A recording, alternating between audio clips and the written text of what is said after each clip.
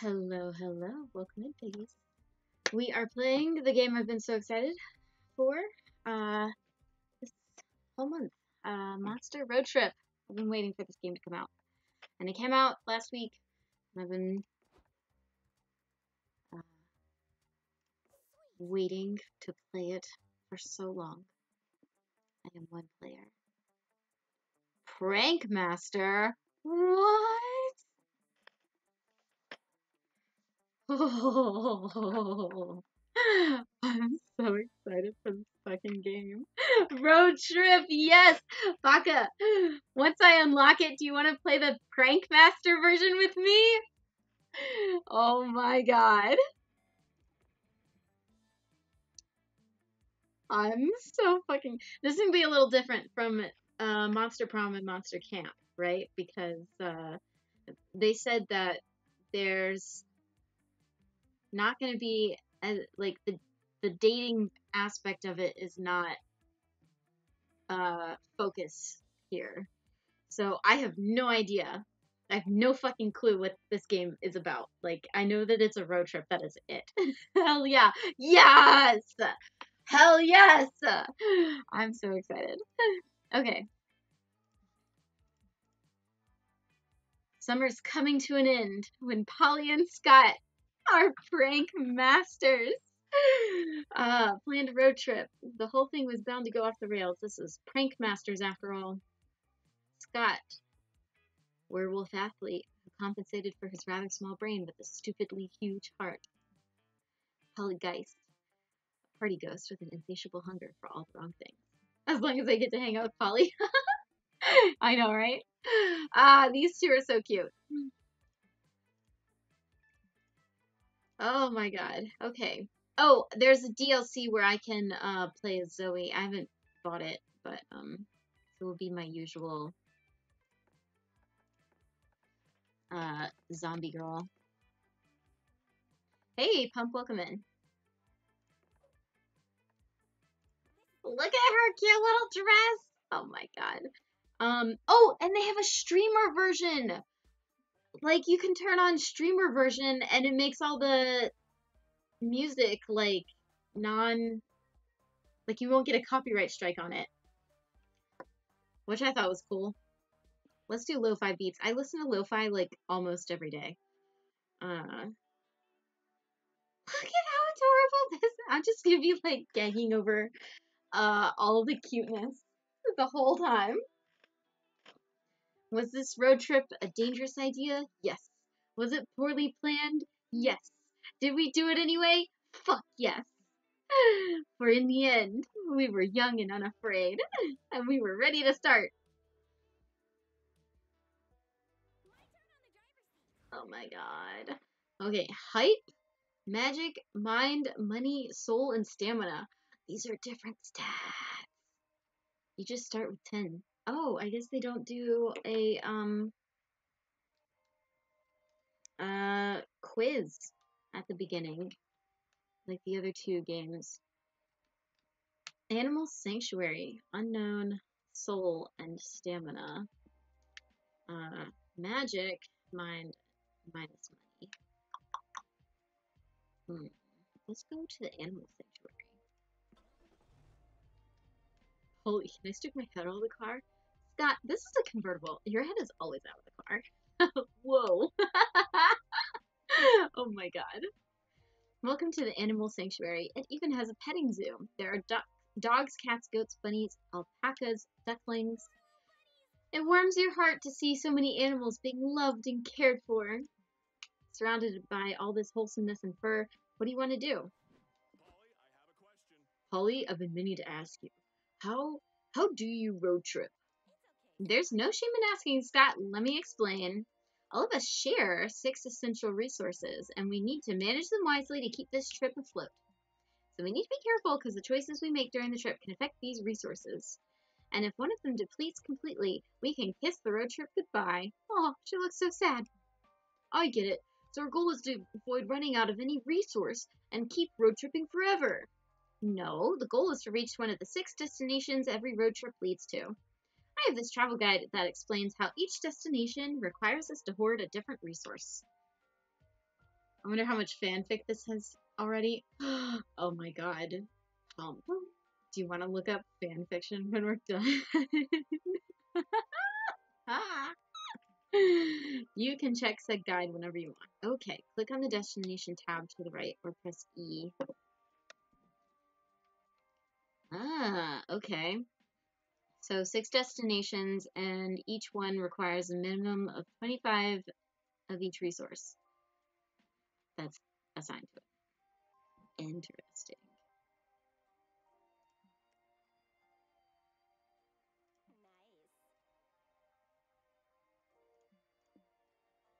Well, which one do we want to go for? I'm so confused. Okay.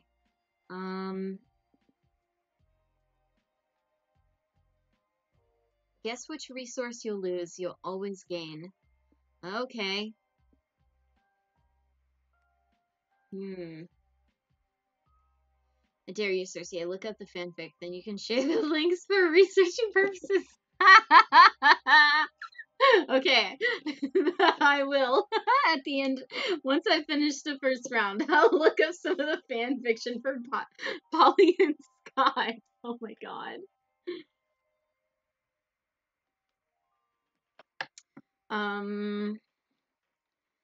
Let's see.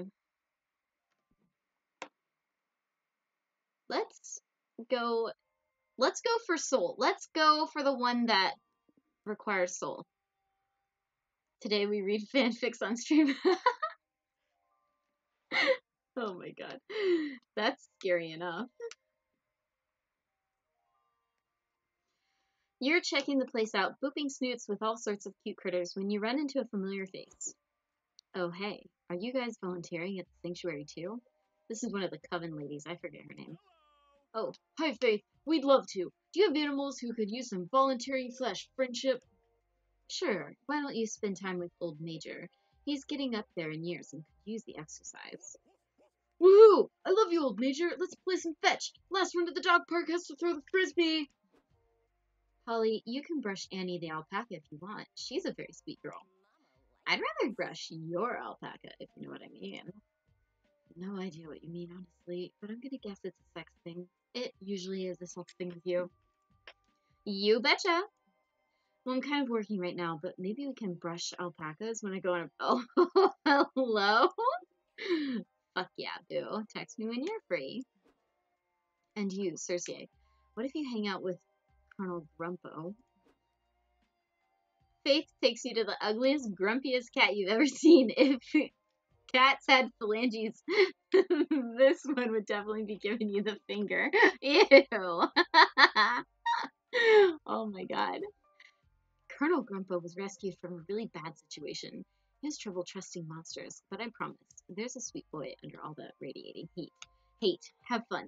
That cat has seen some shit. Oh my god, I know, right? He's so gross looking. Great. Scott gets to play fetch and Polly's having car sex while you're stuck watching with the world's meanest cat.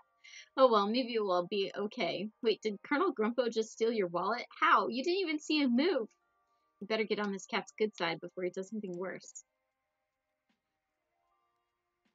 Ah, okay, so I guess this will cost one of these resources, and then if I pick something and I'm out of that resource, then I lose. Look. This cat obviously lost faith in people due to Monsterkind's inevitable descent into idiocy. Show him there's still hope by showing off your extensive classic literature knowledge. Show Colonel Grumpo you're the real deal by giving him what all cats want most, the chance to drive a Ferrari. I think this one's probably mind and this one's probably height. I had to guess. Good thing you packed some books. You read Plato's The Republic to Colonel Grumpo. A few hours later, Colonel Grumpo doesn't look any happier, and now Polly and Faith have returned. Cersei, why are you reading to Colonel Grumpo? Cats don't like to read, nor can they read, and being reminded of that just annoys them. Look at him. It's obvious he's angry about that. Thanks to the magic of video games, we can now actually know what's going on inside of Colonel Grumpo's head. Meow, meow, meow. No, Faith, you got it wrong. We just need to find the right book for Colonel Grumpo. His face conveys an interest in finding a literary genre that ignites his passion for books. Look at him. I think it's obvious. Meow, meow, meow. What if Colonel Grumpo is actually upset because we're assuming what he thinks without even asking? Yes, he's probably angry because of that. Sorry, Colonel Grumpo. I wonder if those two women already have multiple fanfics.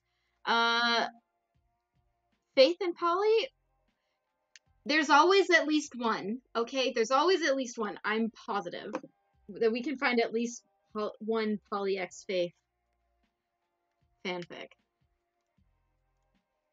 No, you must ignore them both. You can't stop. You're building a connection with Colonel Grumpo. You can feel it. Plato's ideas on an ideal government really make you think. I'm happy that someone finally read it to me, for I am a cat and can't read.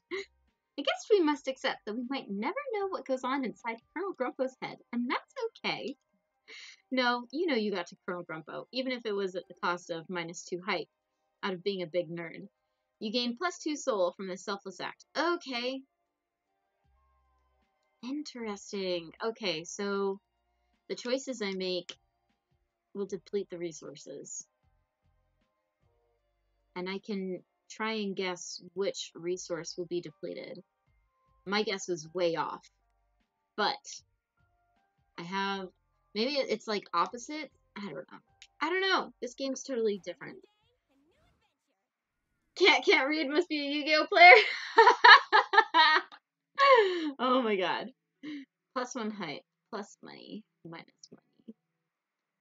Plus soul, plus soul. Okay, let's go to this one because we are trying to gain soul. 69 bottles of beer on the wall. Nice. The Dynast is a classy locale made for the road tripper with discerning tastes. Sadly, it looks like everyone and their mother is a road tripper with discerning tastes. This place is packed. The only way you're gonna get seated anytime soon is if you sit with someone else. That's a great opportunity to smash conventional manners and make new friends. Who do you sit with? Woohoo! Again, let's choose an action to make an event happen. Oh my god. Thanks, tutorial. Yes, I'm ready for all the randomness these events involve. Actually, Polly, I was checking this travel guide, and it seems they aren't so random after all. Look, these different signs apparently refer to different types of events. The most common type of events are called exchange events. After making a choice in those, you'll always lose a resource and gain a resource no matter what. The trick is making the right choice, since that'll decide which resources are gained and lost. But if there's a resource sign next to the event type sign, that's called a known resource. First, but is made in China due to the ISP this time. Hey, welcome another. We're playing Monster Road Trip. This game is so different from the other ones.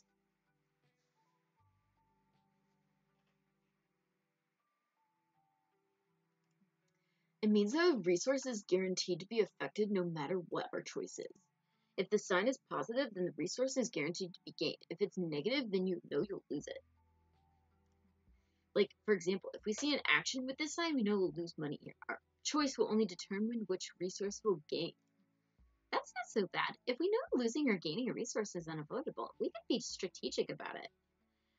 Just in time, whether it's almost fantastic. Yeah. Pump. Pump asked if I would look up Monster Prom fanfics once I finish this round. So we might read some fanfics. This all sounds very useful, but also like too much pressure for fan favorite Polly to keep track of. So yeah, can we leave these decisions to you? Thanks. Okay.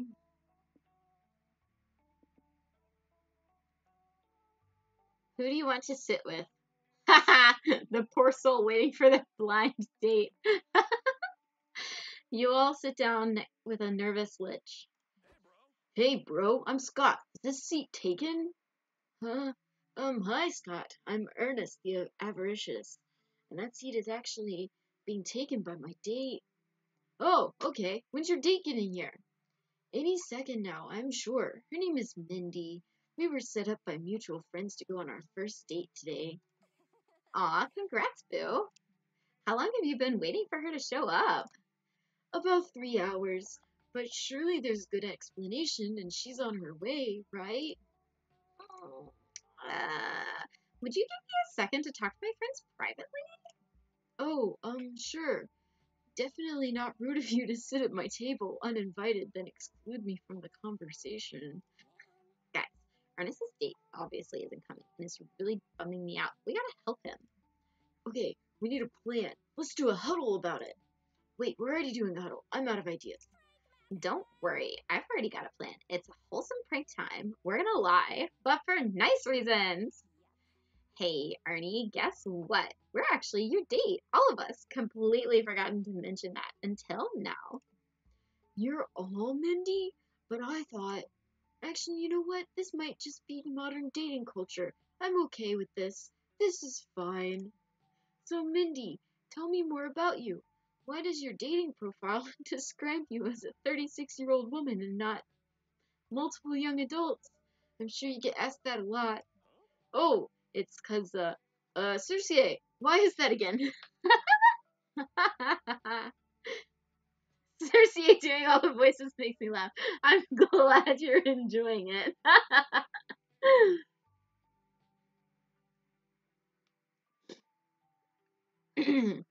um, we're actually all one being. Mindy is short for hive mind. Oh, well, I guess that makes sense. You did say some strange things when we were chatting online. Like, I can't wait for you to meet the real me, all of me. Or one of my kinks is suppressing your free will and thoughts and bringing you into my collective. I mean, I kind of get it. So, Mindy, what if our relationship gets more serious? Will I be expected to join the hive mind?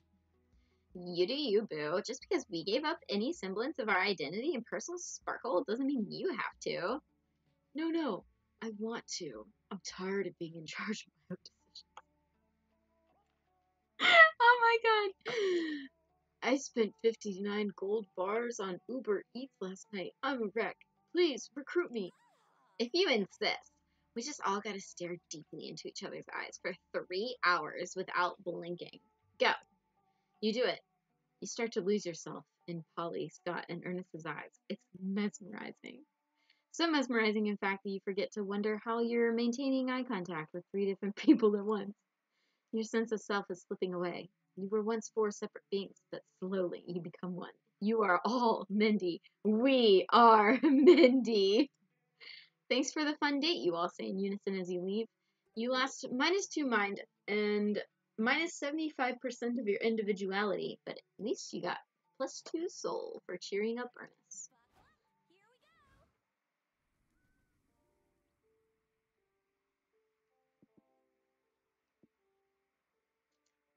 Ooh,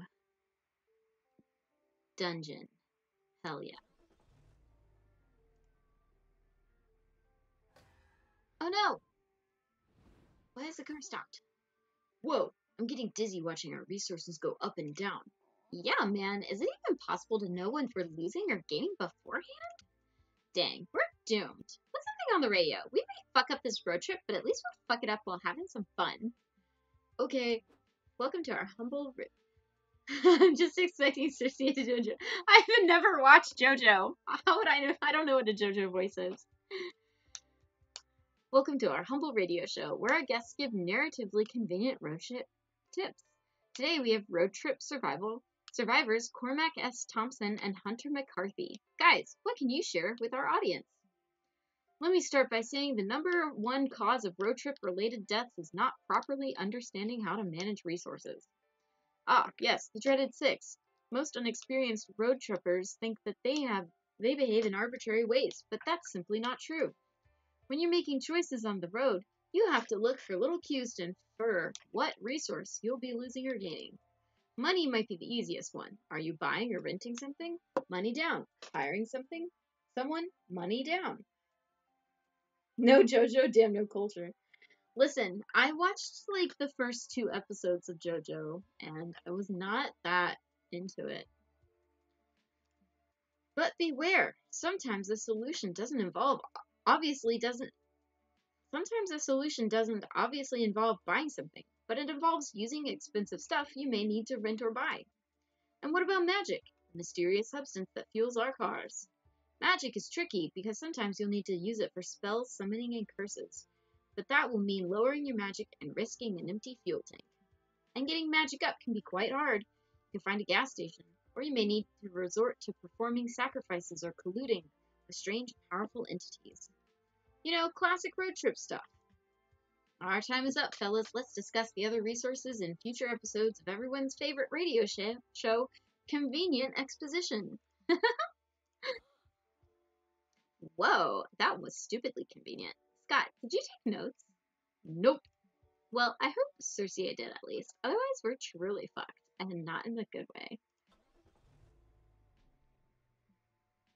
Normally, a dungeon would be a dark, scary place for people to be locked up and punished. But in the world of video game logic, everyone knows dungeons are just challenging labyrinths waiting to be explored. Look at this picture! It's so fucking cute! Oh my god. Oh my lord. I love this character that I get to play as. There are plenty of ways to plunder a dungeon. What's your preferred method? Grind experience. We're collecting souls, so we always gotta go for the soul, I think. Time to get your RPG on. You suggest grinding this dungeon for experience points. I love being on the grind. Let's do it! I love grinding too, so this should be fun. Not the right kind of grinding, but it's too late to explain. You're surrounded by slimes to kill. Time to grind for XP. You get to work slaying slimes. You'd think this would be a difficult task. These slimes are actually stupid easy to kill. They practically explode at your touch. In fact, you kill a couple just by staring at them really hard. What the fuck? This feels so mean. I don't like killing slimes. Why are we even doing this to them? I think we're supposed to gain experience from this, which is important for something. If this is for experience, it's not a good experience. The slimes don't deserve to die. Just look at the little guys. They're beautiful. Oh my god, this is the most realistic picture. This is so out of style.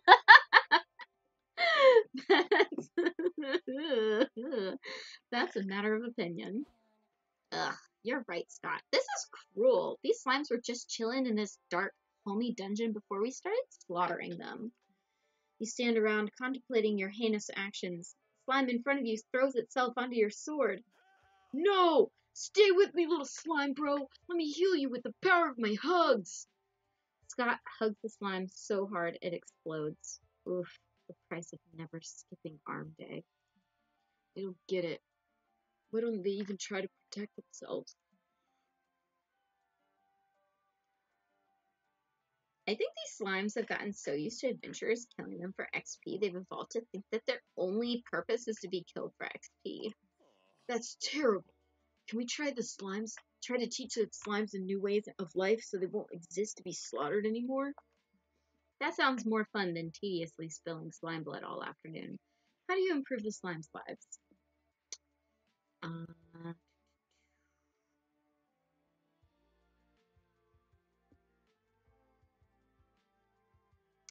I think this one's money.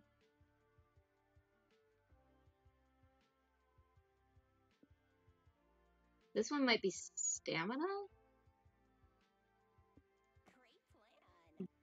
Great idea. I've seen enough TV shows about high-end experimental restaurants to run myself. Easy peasy. You gather up the slimes and work on opening your restaurant. Polly helps by drinking lots of wine and yelling at people. I said to cut the tomatoes to look like strawberries. You're not supposed to actually make them strawberries, you absolute fucking walnuts. And what's this? I said to paint a surrealist rendition of the Mona Lisa out of pistachio paste on these crackers. This is Impressionism. What do you think we're doing here? Making food? Yes, that's exactly what I thought we were doing. No, we're not making food. We're making an experience. That's what people are paying for. After much preparation, it's finally opening day of your restaurant. Adventurers line up to loot the dungeon, but instead they find... Oh! Hello, Scott. My boy cleans up nice. I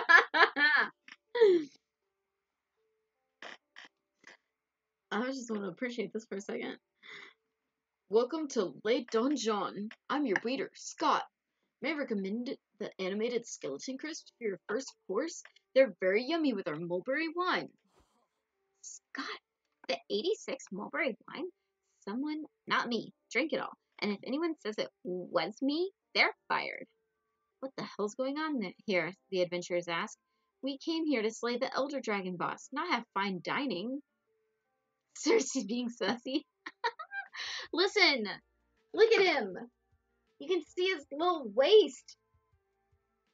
He's like...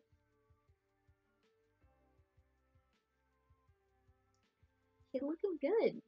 You can't appreciate that? Come on, pump. Look at those little armband thingies. I don't know what those are called, but damn, they should bring those back. Those should come back into style.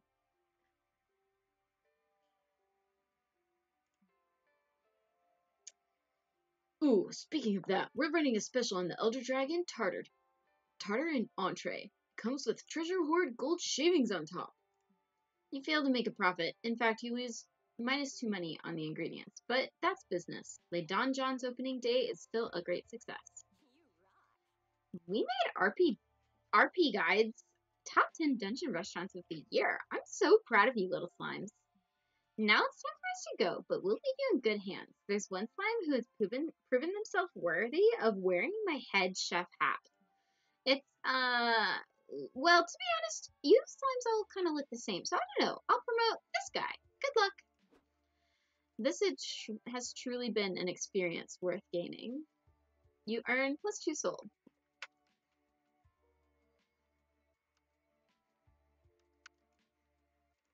Nice.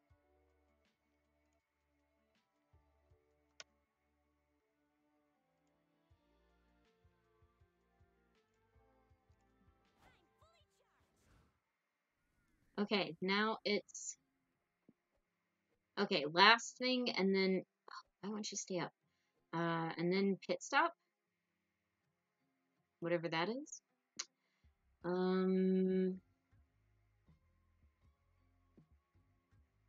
Oh, these are all unknown. And neither of these have our soul. Let's go to the all unknown one. Why not? Why?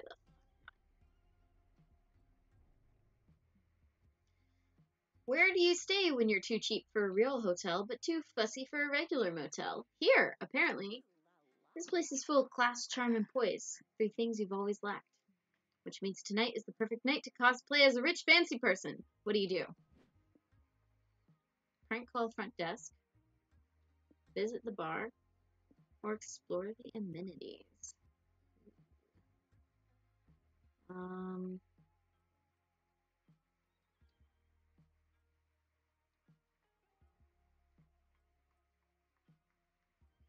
do you think will get me?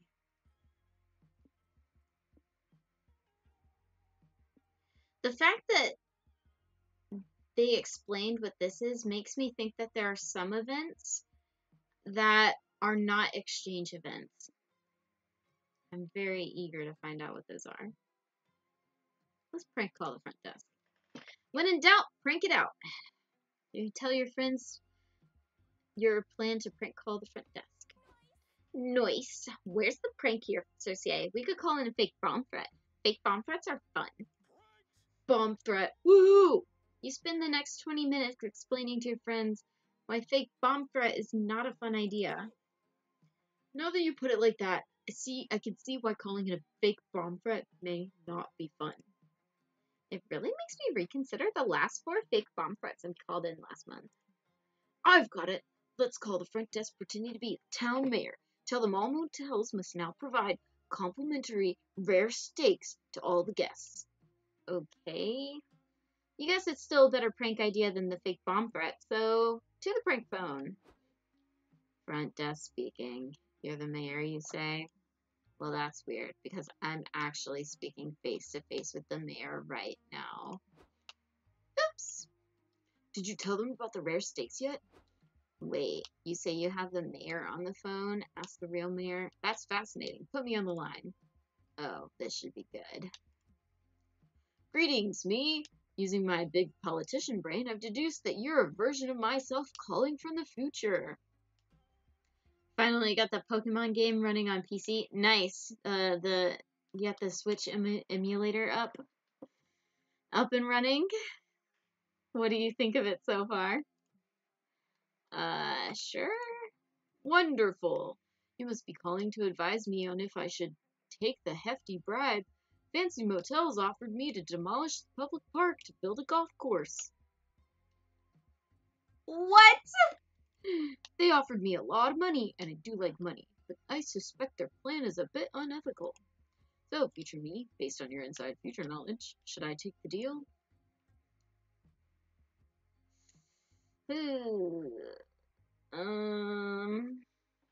Take the deal. In the future, you will get very obsessed with launching your own shampoo brand.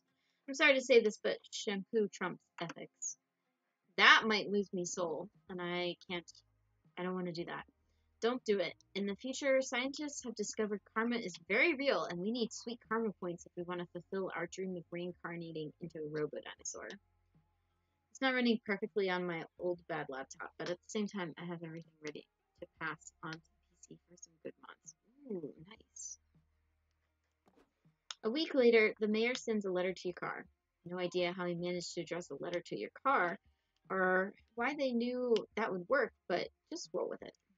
Dear me, wanted to thank you for your amazing advice the other day. Bribe money Fancy Motels was offering would have been nice, but it turns out they were really evil.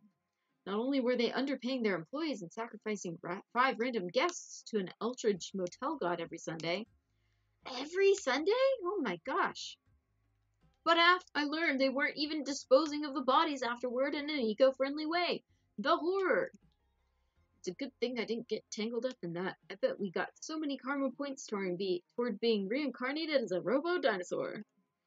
I've been working hard on racking up more karma. I even helped an old lady get into a taxi this morning. She was so senile. She said she didn't even want to get in a taxi. Silly old bird. It's a good thing I was there to assist. I've been so busy getting karma that I haven't had much time to be a mayor. I've been falling behind on my bills a bit. But that's a problem for future me. And future me is, of course, you. You'll find an invoice. Oh, it's money. Oh, fuck. You'll find an invoice attached to my weekly expenses. Don't worry. I drew a picture of us as a robo-dinosaur to make it up to you. Okay, that is a good drawing. Let's see. Laser beam eyes, of course. Titty guns? I can approve. Titanium abs mod? Absolutely. Pros would look rad as fuck. Cons would distract myself because too rad. Ugh, not even possible. Fire? Absolutely. Turbo 2000 version 3 jetpacks? Of course. Gotta get the latest version. I'm just really interested in these titty guns. Like, could I get titty guns? Oh, hell yes! Gaining soul. Fuck yeah. I picked correctly. -2 money. Boo. Time to stop and get some rest.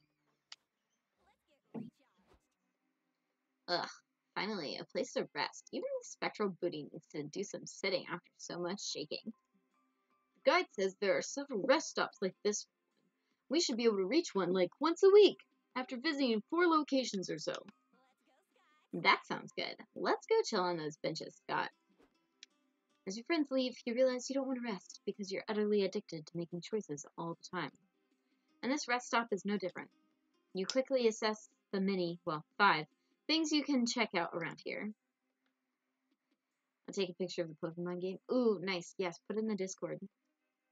But beware. With the exception of the car, each choice can only accommodate 1 player. It's first come, first serve. Okay, so if it's multiplayer, each person. That's the same as the other games. Noodle stand. Hang out with Scott and Polly. Info board or bus stop or car. Let's see what's at the noodle stand.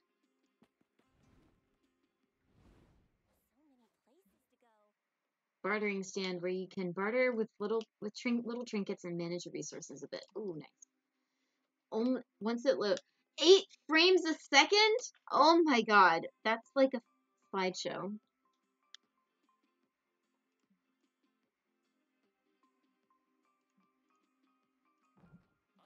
I love Noodles. Oh my god, he's so cute.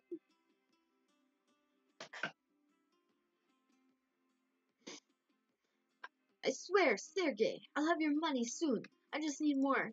Oh, haha, it's just you. Please ignore that outburst. Are you here to make a trade? Oh, I have things. Gas canister. Dragon heat. Scott snacks. Or how to road trip. I can't give away Scott's snacks. And I want to keep...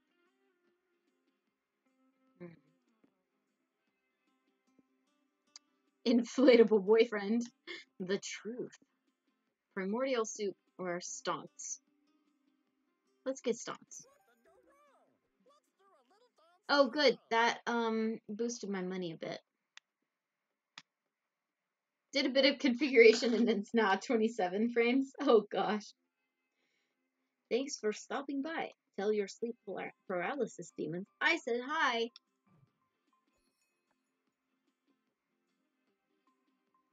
I only need 7 more, soul in order to get this destination. Nice.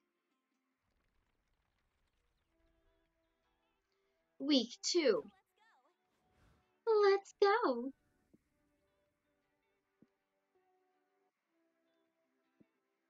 Okay, this is the one with guaranteed soul.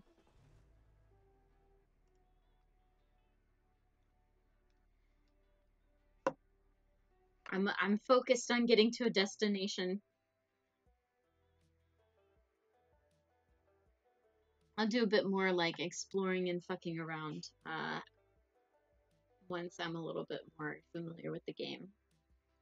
To be fair, my old laptop has the Radeon 780 with 8 gigs, so it's gonna lag, but with 4 gig graphics card, it should run 720 at 60. I mean, that's not terrible.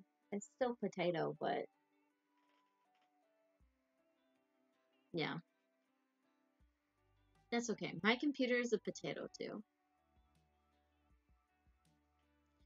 Factories are ruled by long hours, hard physical labor, and the crushing weight of capitalism on everyone's shoulders. It's obviously the perfect place for you to have fun and cause a little chaos. This is so cute! Oh my god, I love all the art.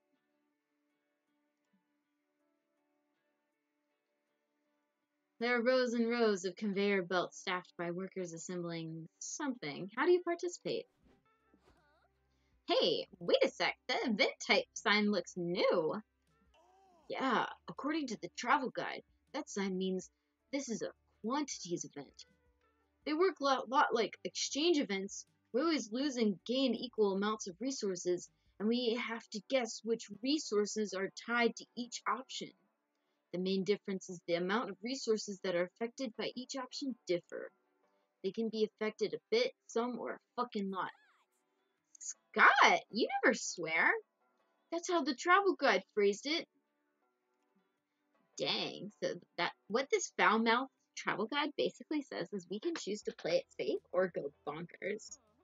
You already know what Mama would choose, Cersei. But this one is up to you, boo. Go for it.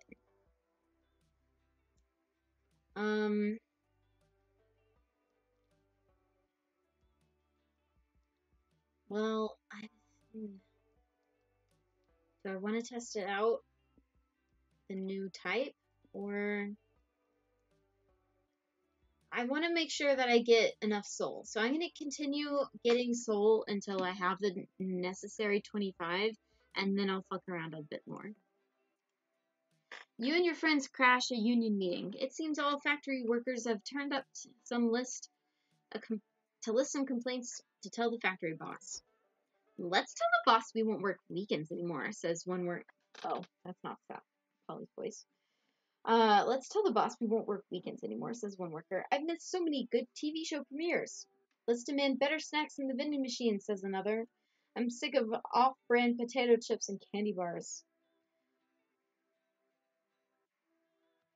It's running a solid 27 max frames out of the intro, so I think a gaming PC should run it more. Oh, yeah. Yeah, gaming PC will run it a hell of a lot better. Tell the boss man that we won't come back to work until my wife lets me get another cat, says a third. It's totally unfair that I can't have more cats. Ooh, I've got one. Tell that mean boss man you demand a raise of +2 doggy treats per hour. Tell the boss you're not working another minute unless he gives you a 6 month vacation twice a year. With your demands decided, you all storm the boss's office. You break down the door and find no one inside. Whoa, where's the boss, they ask. Could it be that we've never even had a boss? Does anyone remember meeting him? Or did this factory just show up one day, and we signed ourselves jobs and conditions because it seemed logical? If there's no boss, then I want to be the boss, shouts a worker. First rule is I make all the money, and anyone who bitches about it gets fired. Shit, not everyone's gonna want to be the boss. And whoever becomes the boss will just be hated by everyone else and kicked out. It's a never-ending cycle. The $200 laptop from 2016 can run a Switch game. Nice. That's pretty good. That sucks, but you don't work here, so maybe you should just let them handle it. Oh, well, just kidding. Can you imagine? Of course you're gonna propose your own solution. Who should be the new boss?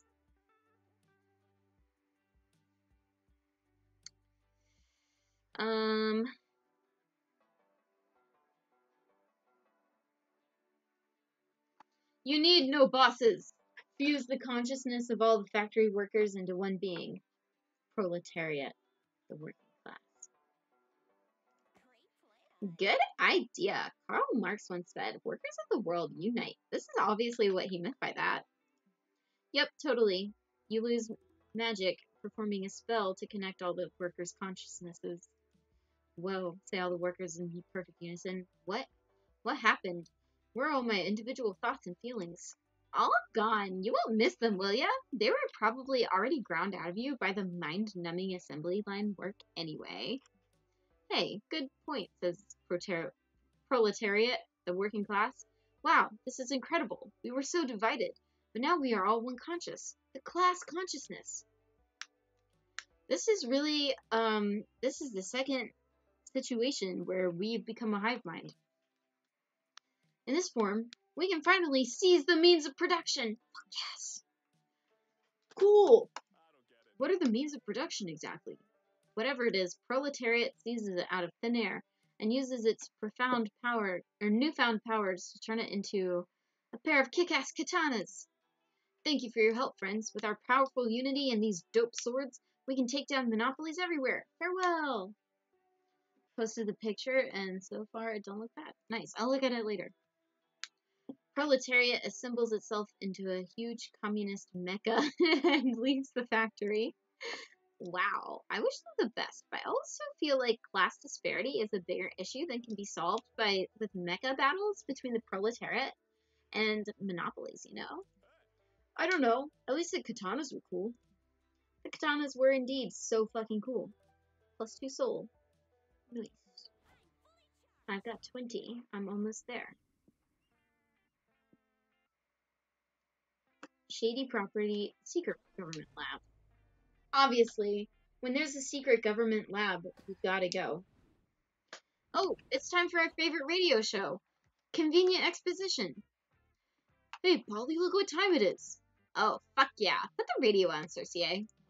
Welcome back to Convenient Exposition, the radio show where our guests give narratively convenient road trip tips. Mr. Thompson, Mr. McCarthy, what can you tell us about the mysterious resource known as stamina? Ah, stamina, the fuel for our bodies. Yum. Getting stamina is simple. Eat stuff. Stay hydrated. Get some rest. This is important since arduous activities such as exercising or having intercourse will eat up your stamina. Throwing your food away or using it in ways that don't involve eating it will also lower your stamina. Cormac, something you said about stamina reminded me of mine. It takes an experienced road tripper to differentiate how resting raises your stamina, but relaxing raises your mind. You're spot on, Hunter. A strong, relaxed mind can save you from succumbing to road madness, and what to this day I suspect is an ancient deity preying on mortal psyches. Relaxing and finding enlightenment will keep your mind up, so will strengthening your brain by learning new things. But if you overtax your brain, you may actually risk lowering your mind. Anything that strains your brain can result in mind loss, from trying to comprehend the incomprehensible to getting in anxiety-inducing situations. You betcha, says the radio host, even thinking a lot for too long, like myself after this very edifying rumination, which is why we'll stop this episode right here. Cormac S. Thompson and Hunter McCarthy, everyone. Applause. Thompson McCarthy, am I right? No, I have no idea what you mean by that, Scott. Me neither, Polly. Me neither.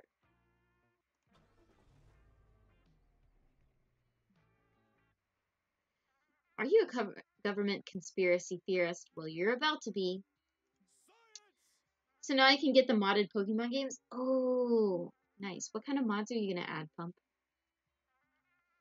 Welcome to the secret government laboratory, where all your favorite politicians order their scientists to play God. There are grisly experiments, mutated creatures, and crimes against monstrosity galore. Catches your interest?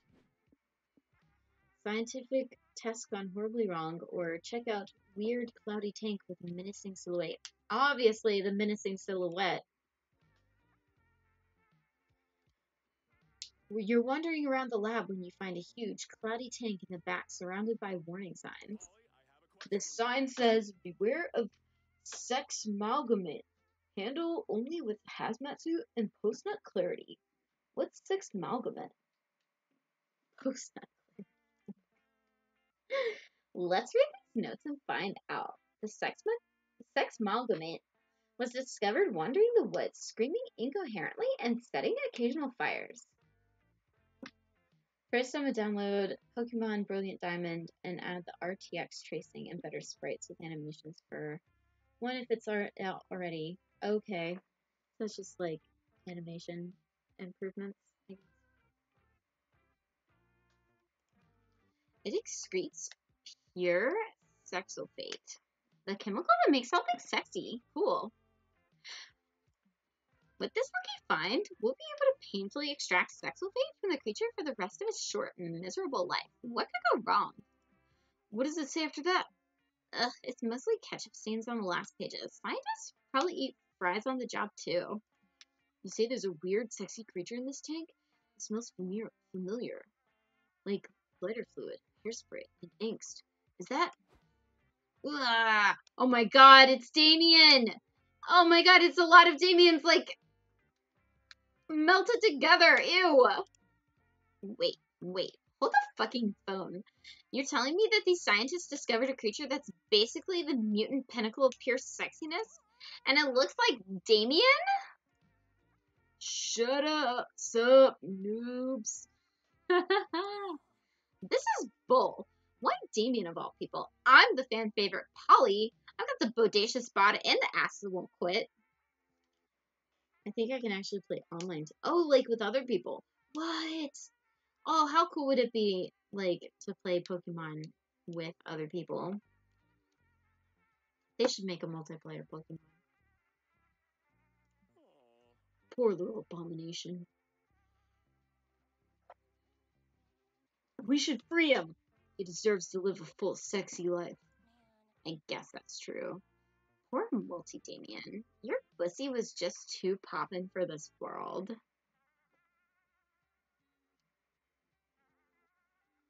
I can't believe I had to read that sentence. How should we get him out?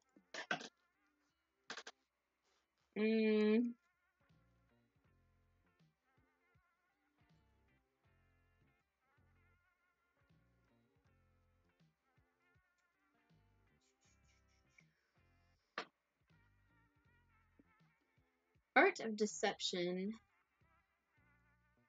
Convince the guards you're just taking Multi-Damien out for his court-mandated afternoon constitutional. That's a great idea. We can free the Multi-Damien and knock out my daily walk at the same time. Okay, so this is stamina. You take Multi-Damien from its tank and lead it toward the exit. So far, so good. The exit guard glares at you. I'm pretty sure you're not supposed to take that thing outside. That's where you're wrong. We're taking the sex small gamete on its daily constitutional. You see, we're the Pathmasters, a group of young entrepreneurs who make our fortune as professional walkers.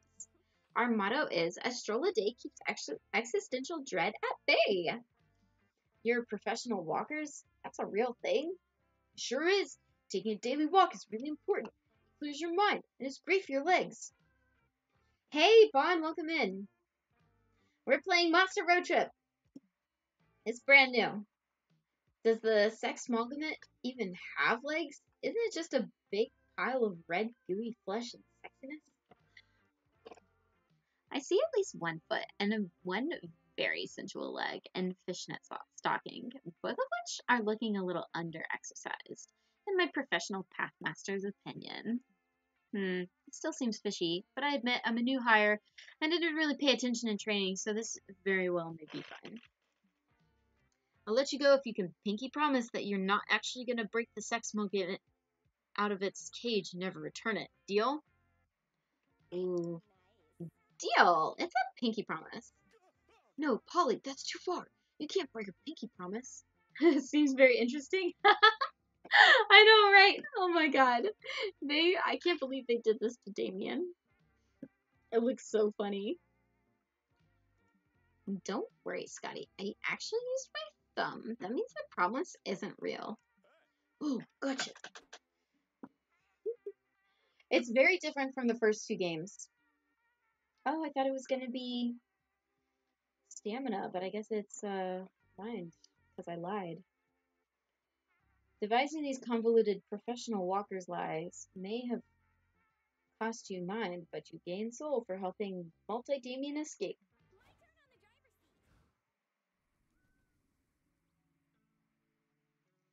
Okay. Charming little village. Is that a paint splatter or a clever critique of consumerism? You decide. Neither of these are. Oh, that subtracts soul. Oh no. I really need to increase mind because it is down. I guess let's go here. The art exhibit.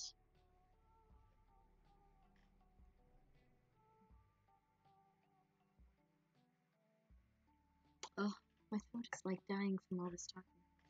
All the voices.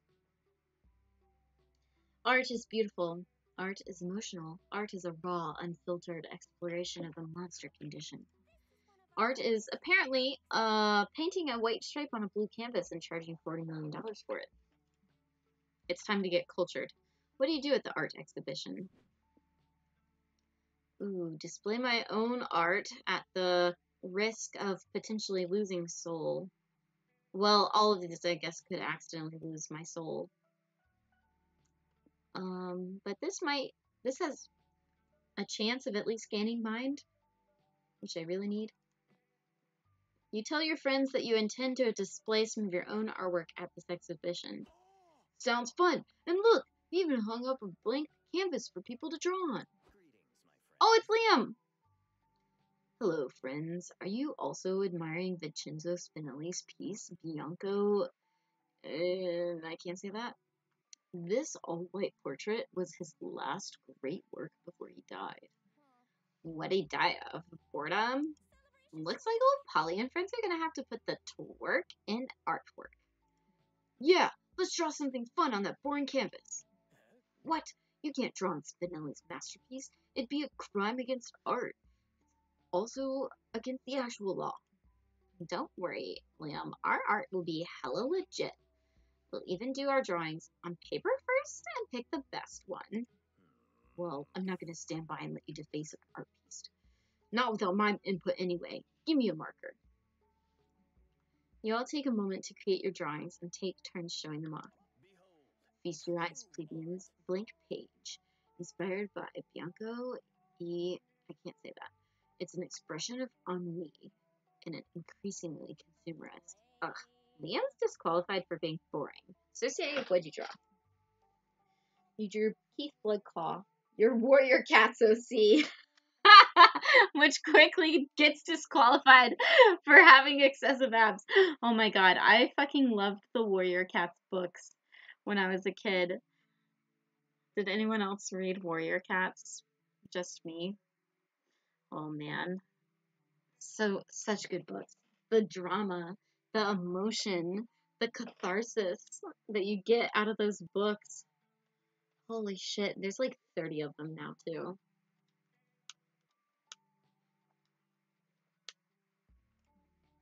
I wouldn't have named my Warrior Cats OC Keith, though. But Blickclaw is a good name for the last name. It's okay, boo. You can still make a mark on the art world by choosing which piece should be exhibited, mine or Scott's.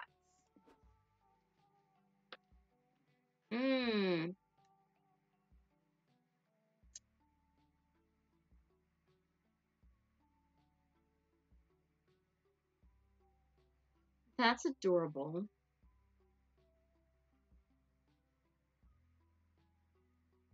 I think I'm gonna pick Scott's piece because it's just cute. Always hug your friends. That's fucking cute. And it's got macaroni. It's a macaroni art that you made in like 4th grade and you gave your mom. Yeah, sorry. Sorry, Polly.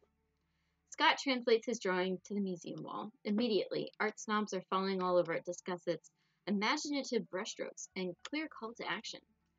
Monsieur Howell, says one art critic, can you explain what inspired you to choose an uncooked macaroni frame for your masterpiece? Oh, that's easy. I really like macaroni. I'm not allowed to boil water by myself anymore, so I just eat the noodles raw. I spilled some on the picture while I was working, so I just rolled with it. Ugh, this is such an insult to Vincenzo Spinelli. You destroyed his masterpiece with your shitty macaroni art. Oh, I wouldn't say he destroyed it. In fact, Monsieur Howell understood my art better than anyone. The art critic removes his fake mustache and giant beret to reveal Vincenzo Spinelli? You're supposed to be dead. Nay, I merely faked my own death so I could watch Bianco Nient'altro in secret, waiting for the day a true artist would correctly interpret it as a blank canvas. I thought the game crashed, but my dumbass clicked. Okay, I clicked on the window shortcut key. Oh no! Buff, gentle artist, luscious fur. Thank you for realizing my dream. You are a true artist at heart. You, and not the purple vampire who obviously didn't get my art. Sheesh, okay. Hooray! Oh! I did get soul! Haha! But I lost stamina because macaroni came out of food trip supplies. Ah.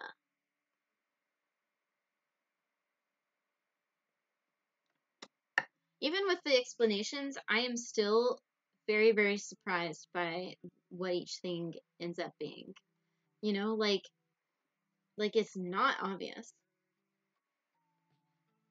But I think I will eventually get the hang of it. Hopefully.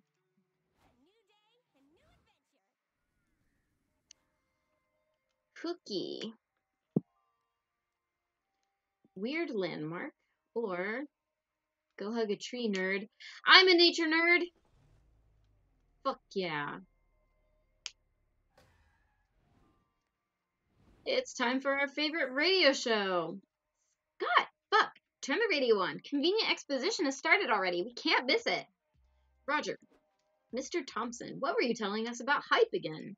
Yes, let me repeat. Anything that makes you rejoice to your core will get your hype up. That includes laughing out loud, doing thrill-seeking stuff, or going to town, if you know what I mean. Wink. I like keeping my hype strong and vigorous. That's why I avoid all the stuff that will lower my hype. like doing boring stuff, mingling with dull or annoying people, or choosing mundane solutions over epic ones. Amen. Speaking of boring stuff, you know what else is boring? Being a good person. But sometimes you need to be if you want to keep your soul up. Ugh, yeah. Then why do we need to have souls anyway? Beats me. At least soul is quite easy to manage. Doing good deeds, soul up. Being your worst self, soul down. So remember, kids, don't underestimate the power of helping strangers while you're on the road. You gotta keep your soul healthy and clean. Amazing. Simply amazing. Your tips have been extremely helpful and incredibly expositive. You've provided a great tutorial for anyone who aims to have a successful road trip.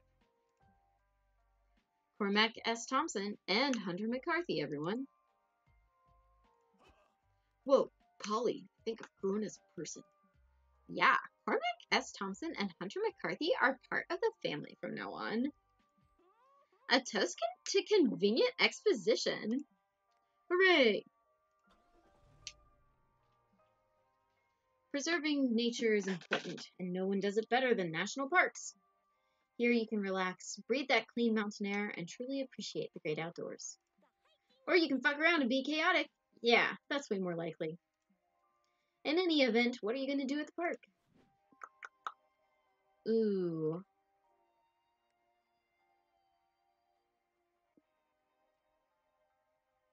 I can't lose mind. I don't want to lose stamina. Um,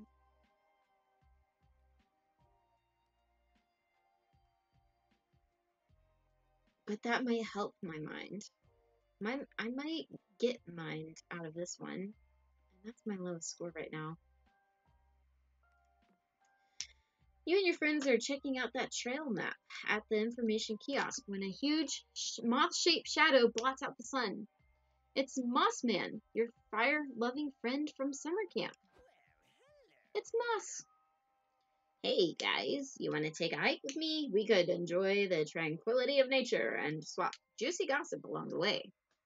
He is the gossip guy. Sure, we were just deciding what trail to take. Oh, forget these official trails. My buddy Sasquatch told me all about a scenic off-the-map trail with beautiful views. Let me show you some real hiking. 2 hours and -2 stamina later. Fine, so I couldn't find the trail. You can't always rely on trail gossip to be true, okay? That's the beauty of it. I'm sure we'll find the path back to the car when we pass bare-ass boulder. I hear it's a boulder shaped like such a beautiful butt.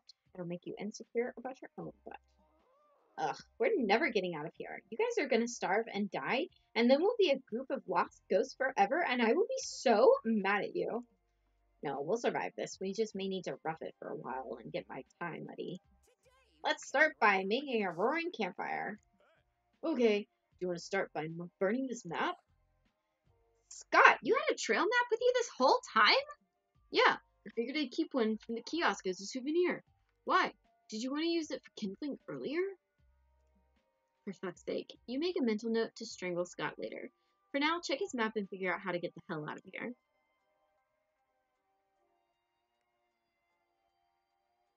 Okay, Path to Enlightenment is definitely the mind one, right? Yeah, sure. I hope so. After carefully reviewing the map, you set off on the path to enlightenment, hope in your hearts.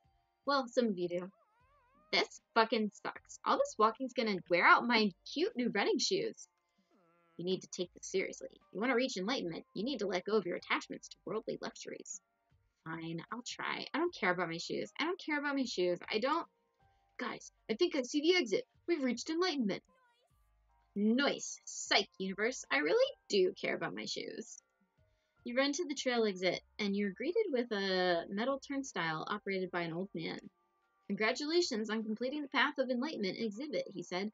Come closer, and I'll whisper the secret of enlightenment into your ear. Okay, you lean in, and the man whispers, remember, all your fears, insecurities, and pressures will one day be gone. You're just a speck on history's vast page. Let this revelation relieve all those meager burdens from your shoulders and set you free. Wow, that's actually really profound. You ask your friends what they were told. The old man told me Brandon is fucking Aster behind Chelsea's back. I knew it. I got the true meaning of Neon Genesis Evangelion. It was a lot. He told me I need to clean behind my ears. Cool. The path to enlightenment was exhausting, confusing, and at times irritating, but it was all worth it. Oh wow, that was 4 events already. Jeez. Okay, let's go see what's at the info. No, let's do something chaos. Bus time. This is the bus stop. You can either check for hitchhikers to pick up, or have a conversation with the one that's already riding with you. Conversations are a chill narrative treat with no choices to be made. If you hold enough conversations with the same hitchhiker, you might score a date ending. Ho-ho! Additionally, each time someone has a conversation with a hitchhiker, their passive effect is triggered. As you play, you'll learn what each character's passive effect does. Exciting. You can only have one hitchhiker at a time. If you pick up a new one, any prior hitchhiker will leave into the dark of the night. Valerie? Next time you barter with Noodles, you'll get 1 extra resource gain. For 1 week, every turn you'll gain +1 soul and lose -1 magic. I am trying to gain soul, but I think I can do that without Joy's effect. And also, magic is the thing that runs the car, apparently, so I don't want to lose too much of that. You invite Valerie on your road trip. Sure, I'll tag along. I've been meaning to take my shop on the road. Yay!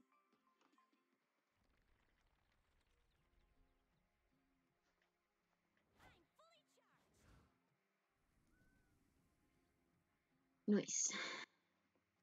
LARP, or Doom's Diner. Let's go LARPing!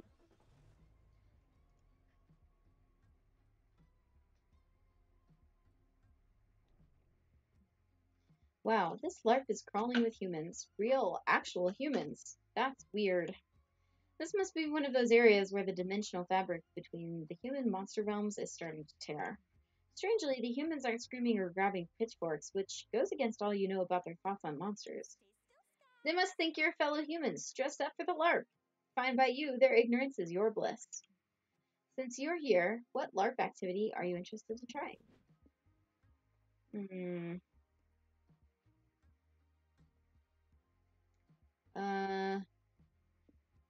They said the boring option is soul, so let's go for NPC. You ready to get your medieval costumes and meat on? You just need to buy tickets. They only cost $75 just to stand in the hot sun with a wooden sword all day? God, nerds will pay for anything. If the tickets are too pricey for you, you could get in for free if you fill in for some of our NPCs who didn't show up today, the ticket seller offers. Polly, what's an NPC? A non-player character. They have no real autonomy and only exist to interact with player characters and make the game interesting. Oh, Polly, are we NPCs? I try not to think about it. Anyway, let's do this. Do you have any openings for a sexy barmaid NPC who occasionally drips liquor on her lavish bosoms? No, we don't have anything like that. Can I be an Abraham Lincoln NPC? I heard he had a cool hat. What? No, sorry, you gotta choose something off the available NPC list. Ugh, fine. Cersei, what NPC should we be?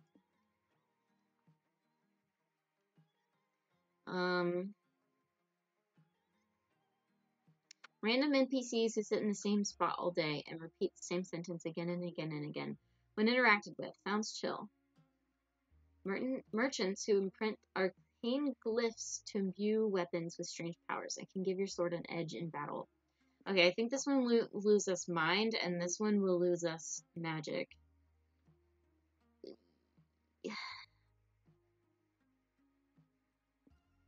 I guess magic. You, Polly, and Scott set up your shop. It doesn't take long for players to arrive. Well met, merchants. What wares do you have for a gang of fearless adventurers? We've got good shit. Magic. Scott, give him a glyph. Oh, I'll take a glyph that gives me a bonus to my performance skill. Or do you have one that lets me cast fire spells? Nope, but I'll give you the best glyph I know. It's also the only one I know.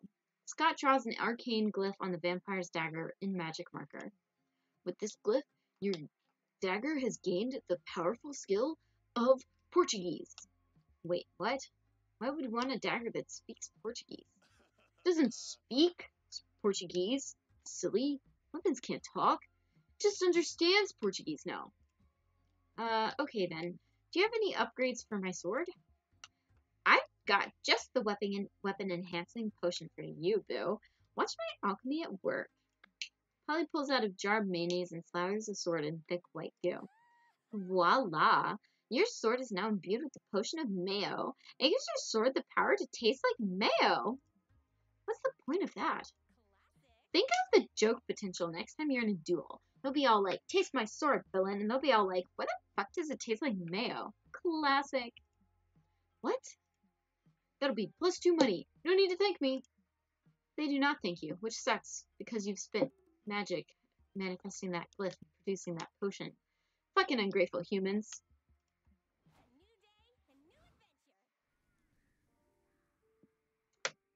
UFO.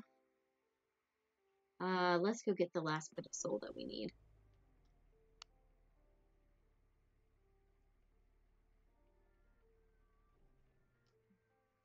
You came here today to answer the age-old question. Do aliens exist? Look at the cow, he's so cute. Who knows if you'll see any today, but at least it'll be fun to hang out with the other UFO spotters. So besides watch the stars and swap extraterrestrial conspiracy theories, what do you want to do? Make tinfoil hats. You come upon a huge gathering of UFO spotters. You see lots of telescopes, constellation charts, and Jefferson airplane CDs going around. You see Kale and Abdu. I don't know who these guys are. They're new, I think. Or maybe they were in Monster Camp and I just don't remember. So, guys, I didn't know you were all into UFO sightseeing. Hey, bro, we're just on a road trip and decided to stop by. There's so many people with cool telescopes here. That's not all they got. UFO spotters of surprisingly diverse interests. Want us to give you the grand tour? Over there, the it crowd. They're the popular spotters who know all the latest end of the world prophecy gossip. The nerds by the creek can test what chemicals the man is putting in the water. There's the chemtrail spotters, the alien abductee support groups, the vehicle enthusiasts who know all the different UFO types. What about those shiny guys up there? Are they UFO cosplayers or something? Those are the 10 foil hat fashionistas. They know all the latest fashion trends on how to protect your thoughts. What are they protecting their thoughts from? From the government, of course, the fashionistas scoff. Do you really want Big Brother in your head, reprogramming all your thoughts? Oh no, I didn't even know I had a Big Brother, let alone that he was taking all my favorite thoughts away. I have so few to spare. It's okay, Scott. Don't listen to those well-dressed weirdos. Of all those shit the government might be doing, stealing your thoughts isn't one of them. And even if they were, wrapping your head up like a burrito wouldn't do anything to stop it. But no, you're making me nervous too, man. Ugh, this anxiety's totally harshing my buzz. Damn, if we don't calm Scott down, we're gonna have some paranoid stoners on our hands. Cersei, can you help him protect his mind somehow? This is minus money. Hiring bodyguards.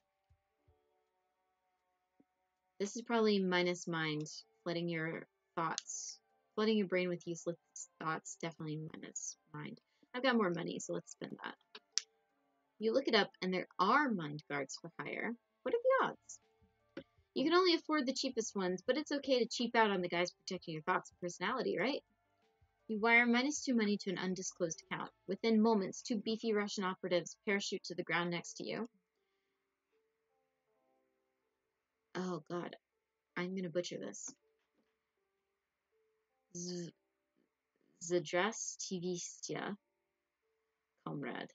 We are here to guard mind from invaders. Please, be calm. One of the mine guards snaps his fingers in what appears to be a Z formation.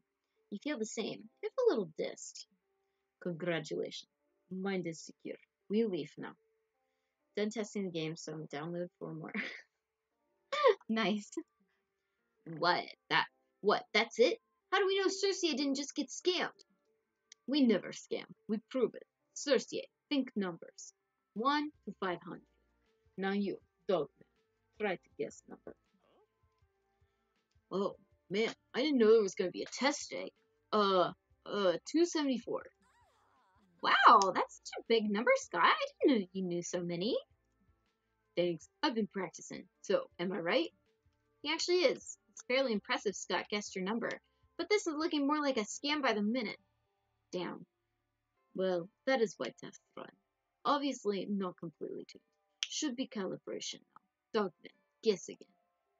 Okay, I'll try to be wrong this time. Circe is thinking of, pineapples. Well, comrade, you're thinking pineapples? Nope, I was thinking of the number 69. Nice. Heh, nice. Perfect. Mind guarding functions perfectly now. Just remember to clean your wax on the occasional, and it should be fine. Farewell, comrade. Congrats, Circe. Now your thoughts are safe from my weird older brother. Nah, you definitely just got scammed, but at least Scott is relieved. Gain +2 soul for putting his mind at ease. Being so kind. Okay, so soul is above 25, which means that we are set for the destination as long as we don't lose any. So we should be good.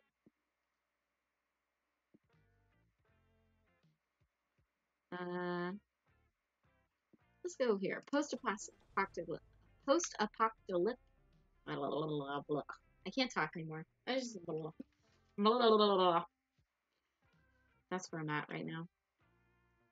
The cars are dangerously souped up. The desert is a wasteland of hubcaps and bullet shells. Everyone's wearing leather, metal scrap armor, gas masks, and a lot of black eyeshadow. Welcome to the post-apocalyptic settlement, where the only law to abide is the need for speed. There are plenty of dangerous diesel punk activities to fill your time. What do you do?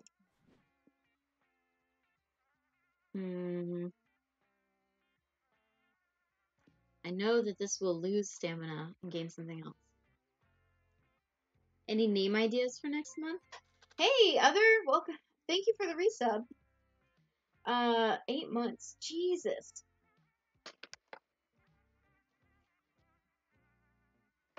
I have to fix my emote wall.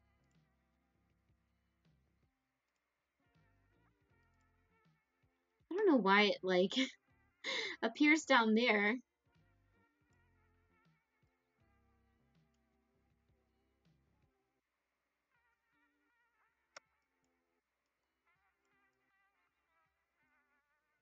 That's so weird. Okay. Any name ideas for next month? Name ideas? Names for what?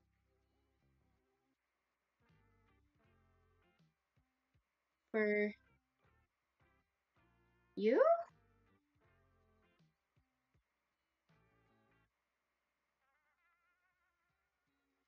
I don't know.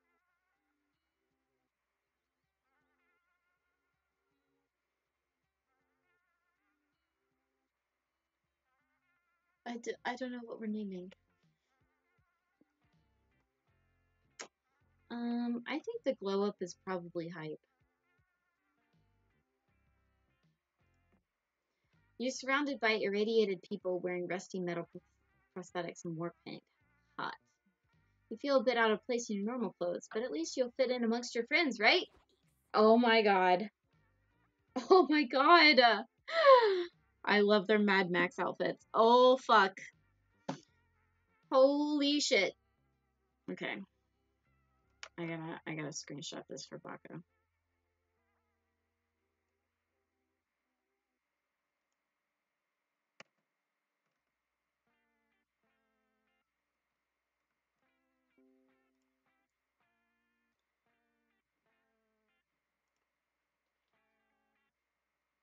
Cheeks Clapper 69.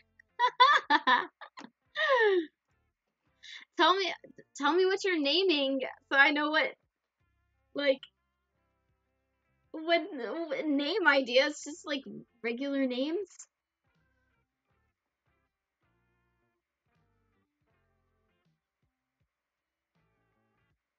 Or like theme, like Spooktober, like the name of the month.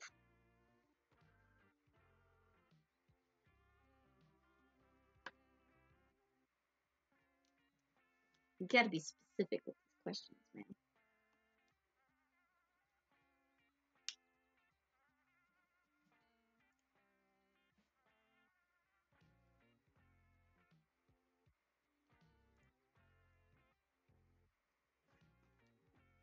My cat has the zoomies right now. Oh my goodness.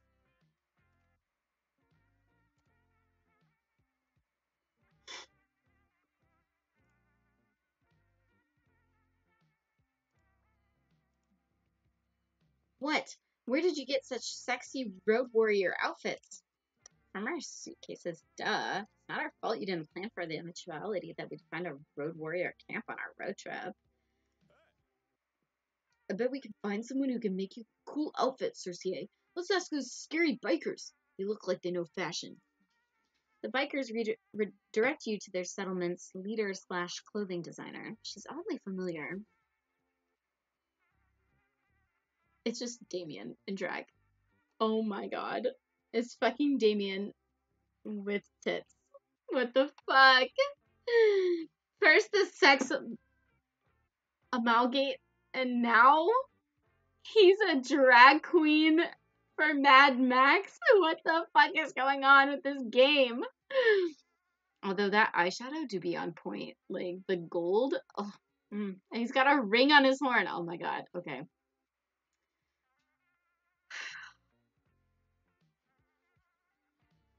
This is just amazing in every way.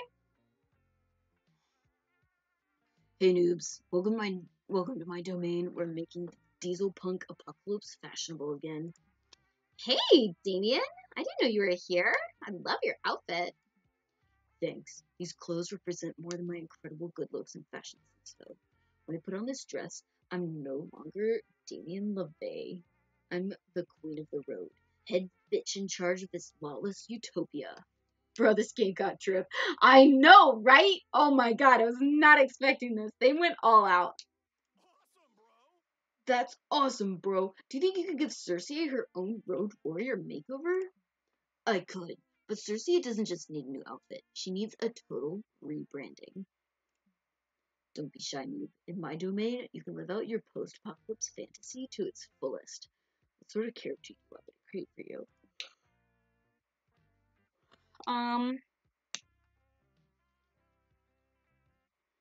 Boring, brainy accountant who, via heavy leathered aesthetics, has turned into the Deathbringer, the silent killing machine the settlement uses to execute invaders. Shy or intimidating?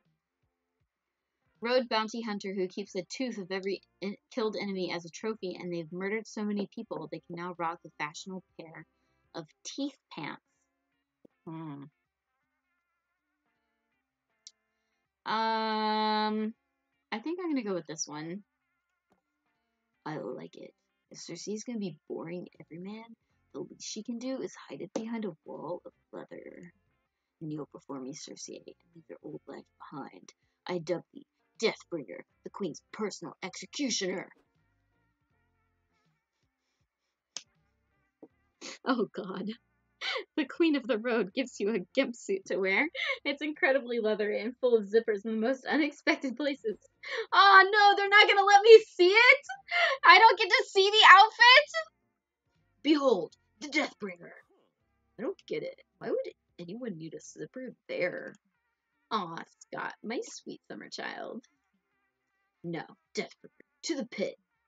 The pit? Duh, you said it yourself. You are the punishment we use for invaders and prisoners. When the time comes, we throw them into that dark pit there, and we open that cage to where you await to impart punishment. Whoa, that sounds scary. What a cool persona, Circe. But I don't want to live in a pit. No, silly, you won't live in a pit. You will live in the cage within the pit. Weren't you listening? Too much blabbering. You're supposed to be a silent killing machine. To the pit. You spend the next days in the cage within the pit. It's as fun as it sounds, meaning you lose hype, but you gain mind out of learning accounting to get in character. Nice.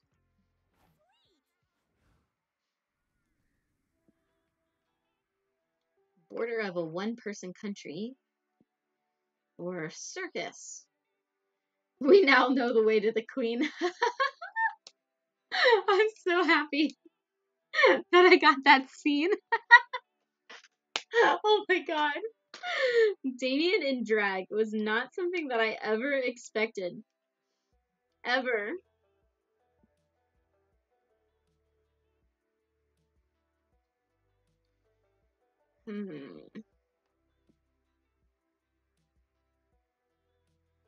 Let's go to the border of a one-person country.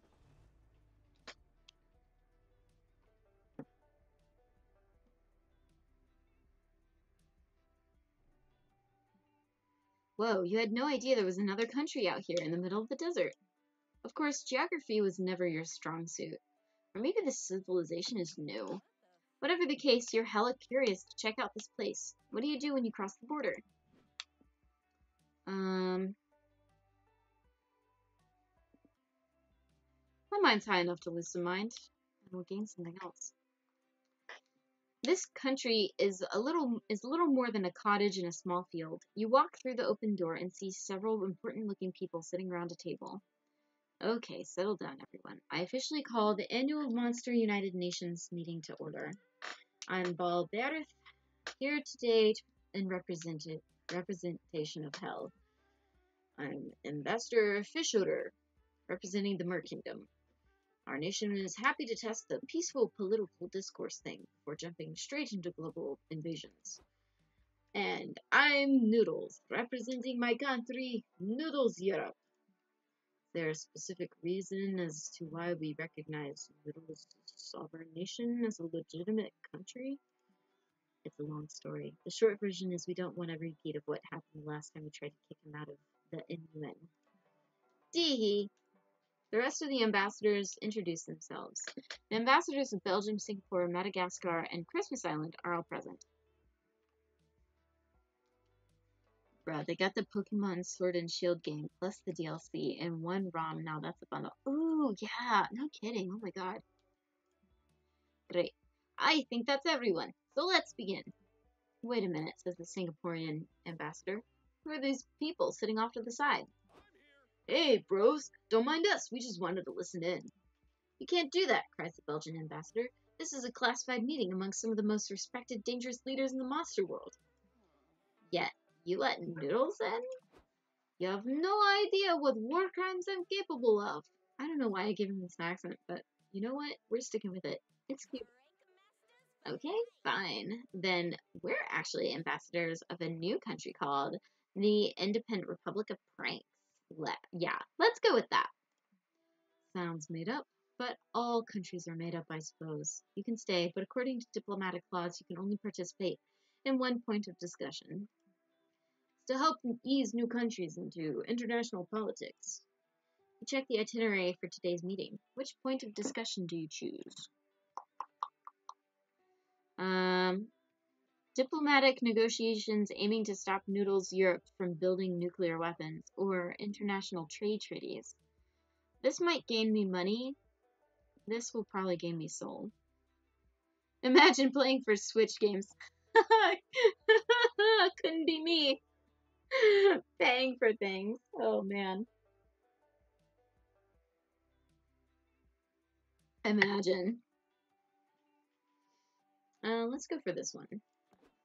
Yeah, stopping Noodles from building weapons of mass destruction sounds like the sensible choice here. You wait until they get to that point of discussion. When you join in, some of the action has started already. Fuck off. You gotta make me stop making my nuclear weapons? No way, no how. Maybe it's too late. Maybe I've already even already built the nuclear weapons and have them stored here, inside this cardboard box. He's bluffing. Not even Ambassador Noodles would be reckless enough to put nuclear weapons in a cardboard box. You think so? Are you so sure that you're willing to let me drop it? Technically, I'm a criminal now. Hey! Don't admit to anything, punk. No, don't do that. Noodles, if you have nukes in there, you have to show us. International negotiation rules entitle us to at least a 5-second peek of all nuclear bombs. Ugh, fine. Psych, I gotcha. Ha ha ha. You should have seen the looks on your faces. I think we can reach a compromise. Ambassador Noodles, if you let Ambassador Fishodor have the box, Scott will do a silly dance for you. Trust me, it's very silly. You won't want to miss it. Well, if it's really that silly, then okay. I admit I'm a Chad there. No laws affect me now. Woo! Silly dancing time. Oh, we didn't get to see Scott's dance. Boo! Ah, that dance was great. Totally worth it. You guys can look in the box now. Fucking hell, he really did have nukes in here. Told ya! Tee-hee! I love noodles, oh my god. Hooray! We stopped the nuclear apocalypse. Silly dance time. You lost mind from all the brainy diplomacy, but you gained soul for taking nukes away from noodles. I knew it! Now I have more than enough soul. Time to stop and get some rest. Okay, something else. Oh, well, if I talk... Oh, I don't want to date Valerie, but that's fine. Let's go see... Let's go hang out with Scott and Polly. Welcome to the benches, where you can relax and talk with either Scott or Polly. Conversations you can hold with them are a chill narrative treat with no choices to be made. If you have enough conversations, you might score a date ending with one of them. Ooh. Also, by having a conversation with Scott or Polly, you'll activate the chaotic energy passive effect, which will remain active for the following week. What does it do exactly? Find out for yourself. Now go make some small talk. Obviously, Polly. For 1 week, all resource gains and losses from locations events are increased by 1. For 1 week, all resource gains and losses from locations events are increased by 1. They have the same conversation effect. Okay. Talk about her after party adventures. Yes, after parties kick serious ass. Look how cute they are together. Oh my god. The sun starts rising, and then all of us creatures of the night start looking for a haven. You are super drunk, or high, or neither, or both, wandering directionlessly in search of an after party.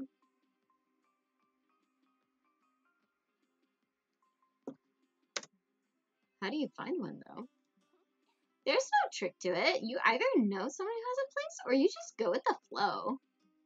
Like, literally. Once I was walking after leaving a nightclub. It was like 6 a.m. and I was quite drunk, not paying much attention to anything but what I had in front of me.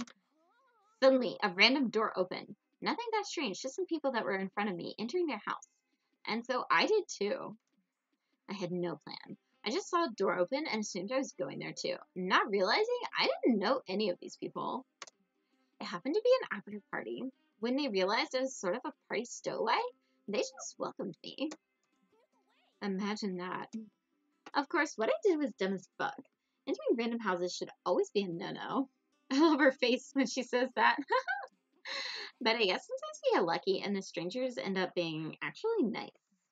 We partied till noon and forged an actual nice, lasting friendship, and those strangers ended up being my good party buds, Summer, Macarena, and Cheese. Whoa, friendship origin story.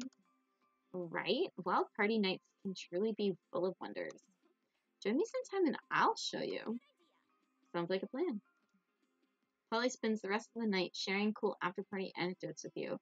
She's surely lived afterlife to the fullest. Nice. Hey, I'm about to download... Oh, wow. That's a lot of Pokemon games. Destination fulfilled. Okay, so you get 3 weeks total. I wasn't sure how many weeks you get.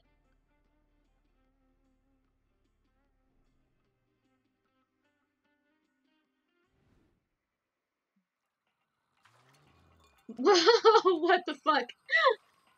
Welcome to the city of vice. You indulge yourselves unapologetically.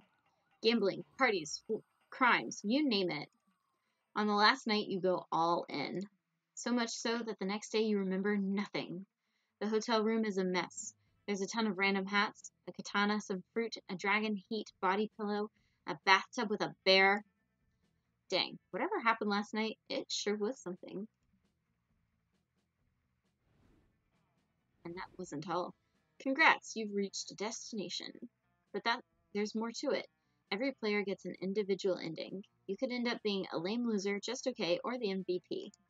In multiplayer mode, the result will be determined based on how much you each contributed to the resource needed to reach the destination. In single player mode, it's determined by your overall resource spread. There's also the date ending, which has its own requirements. But ending up a lame loser will override the date ending. No dates allowed for lame losers. Anyway, let's judge you. Oh, God. Fuck, what a night. It's a shame you've forgotten most of what happened. The only thing you know for sure is that you had the night of your lives. But after some research, Polly managed to find one pic from last night. And it's a pic featuring you. You appear to be butt naked and riding the bear. Oh my god. Amazing. In hindsight, it was incredibly reckless and dangerous. But it looks like you're still in one piece, so hey, all's well that ends well. No permanent damage done, to you at least. And you befriended a bear. You'll take that as a massive win. 10 out of 10 would hang out with Polly again. I know, right? Well, next time I play it, I'll probably try to get the date ending with Polly to see what it is. Although your memory is blurry, for now, one thing is for sure. You rocked hard. Dang, it really was a night to remember, even if you technically can't remember it.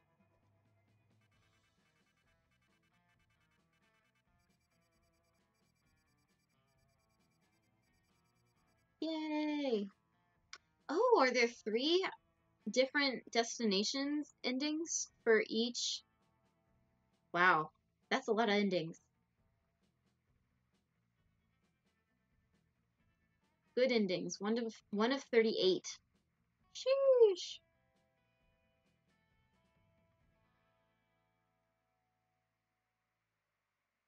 Okay. That was so much fun. I like that they explained how to kind of tell what each thing is. You know, like it can be hard,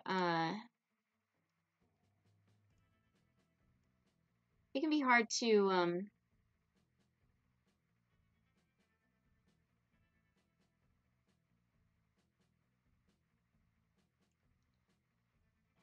figure it out in the other games.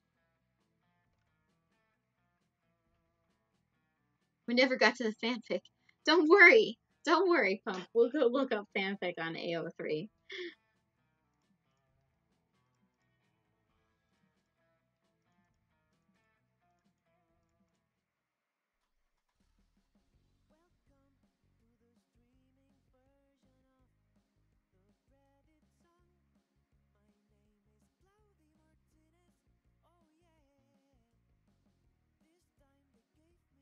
Aww. Look at this. It's animated.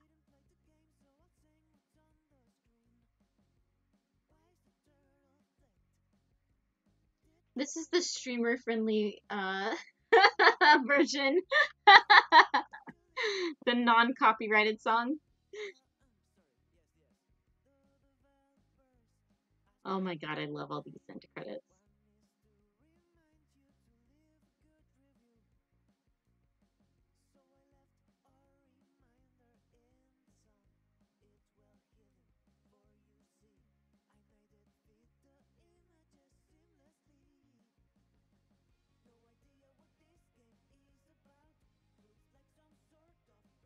I'm obsessed with this. Oh my god.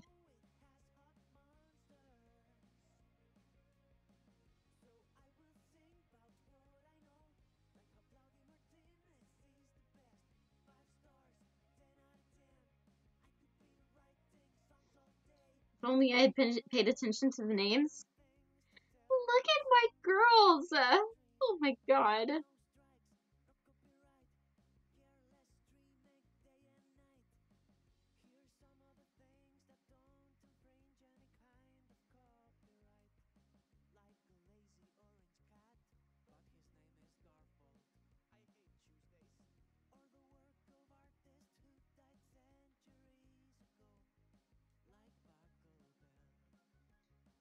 This is adorable.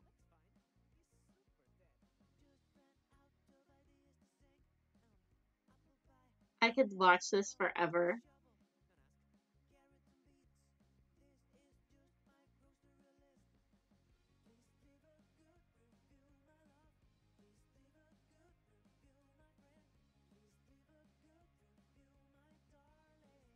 Why is this so fucking cute?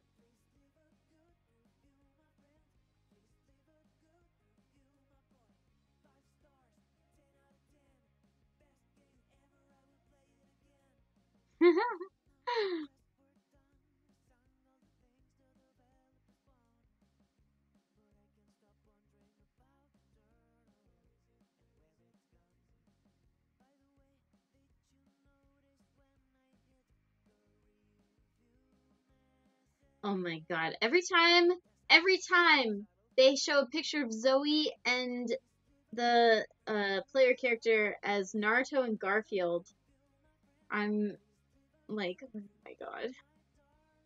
That's from the first game. Leave a good review or else. Look at Polly's fate. Look at Polly and Scott. They're so. How would I not leave a good review? I mean, they're so fucking cute.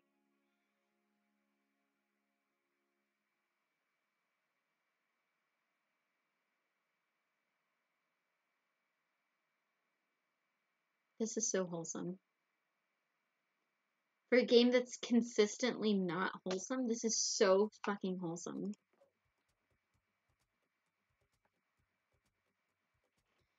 Okay. But hold on. We had a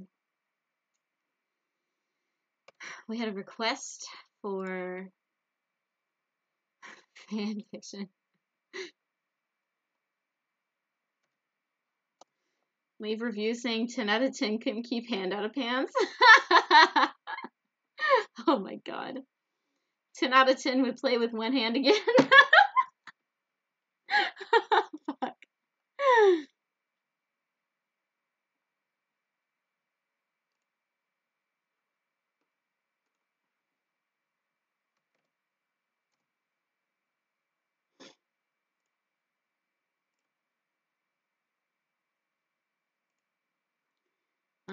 Okay, hold on. Let's pull up why I'm doing this.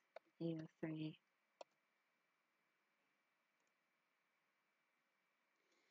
This is for you, Pump. You asked for it.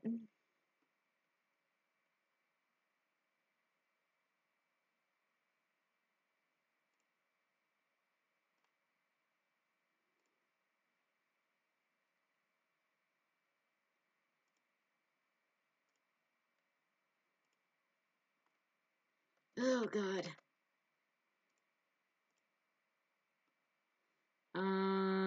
Okay.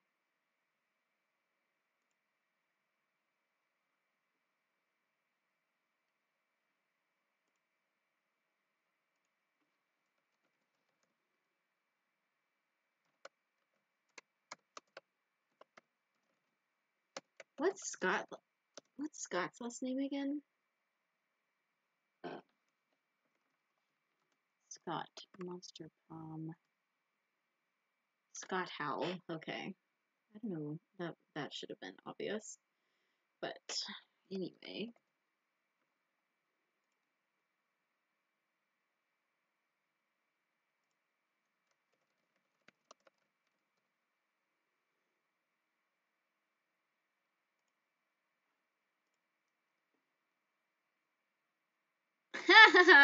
There's 4 of them. Oh my god. I mean, it technically said this had fanfiction already. Yeah. Well, they're all. I can't. I'm sorry, guys. I can't read these. They're all explicit. Oh no. Oh god. Okay, hold on. Let's just read the tags here. All right. This one is Polly, Scott, and Damien. Age play, ew. Daddy kink, spanking, cuckolding, micropenis.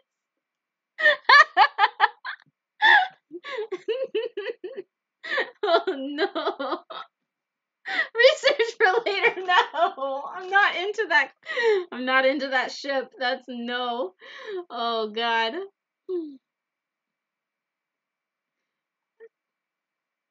Oh fuck. Um this one has the player characters, and so the yellow character and Miranda, the blue one, and then Liam, green and Damien, red and Vera, Polly and Scott. Um,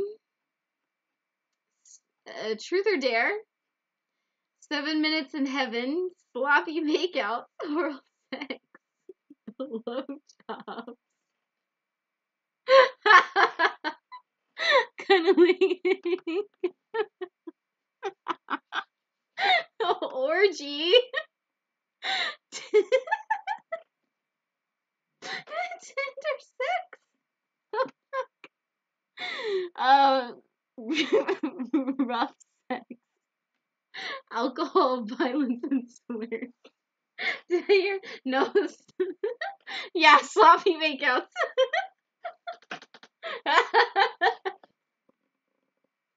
Oh my god.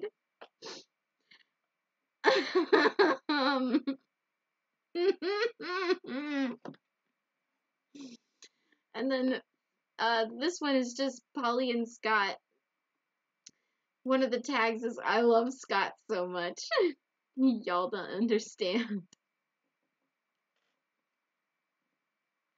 No.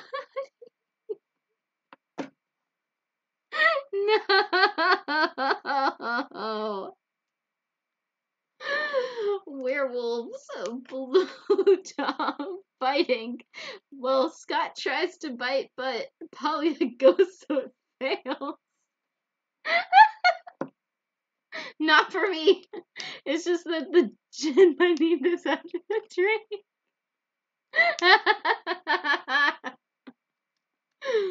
Oh god. Oh god.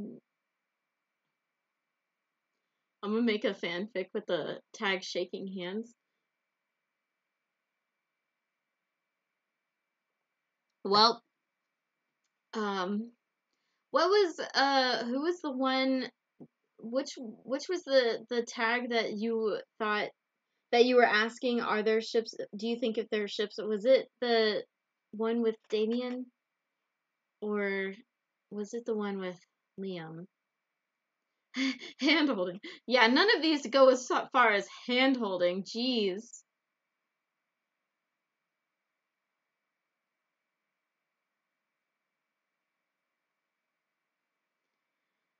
Oh boy. Oh man.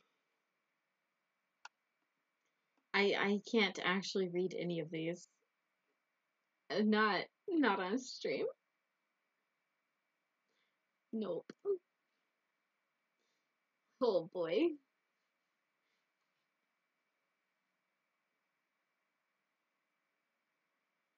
Oh. Oh no.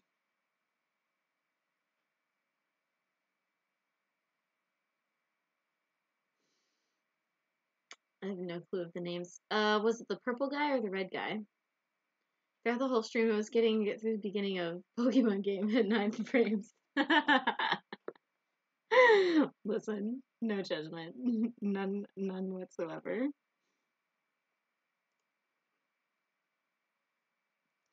I'm so, like, of fucking course, there's,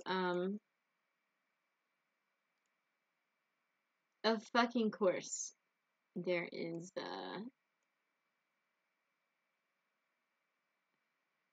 like, AO3's got stuff for, Holly and Scott. Search of The Witcher. Oh, I'm sure. Oh, I'm sure. Okay, hold on.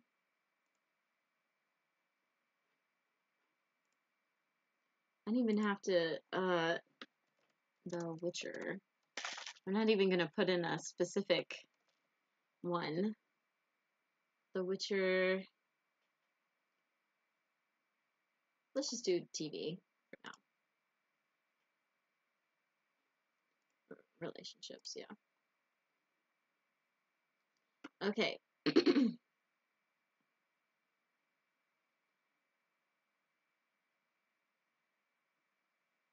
Wow. 74 pages of just different tags.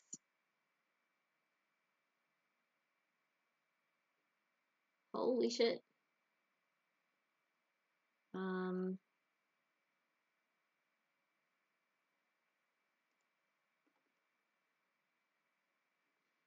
Let's narrow it down a bit. Geralt. How are they putting him? Geralt of Rivia. And let's just do Triss. She's my favorite. Okay.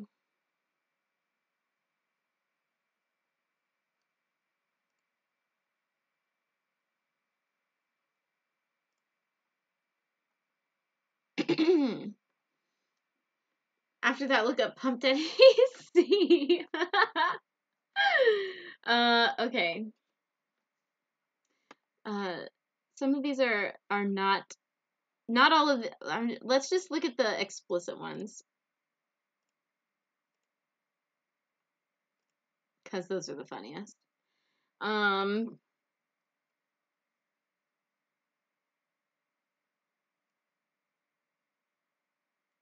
There's still so many. Oh my god.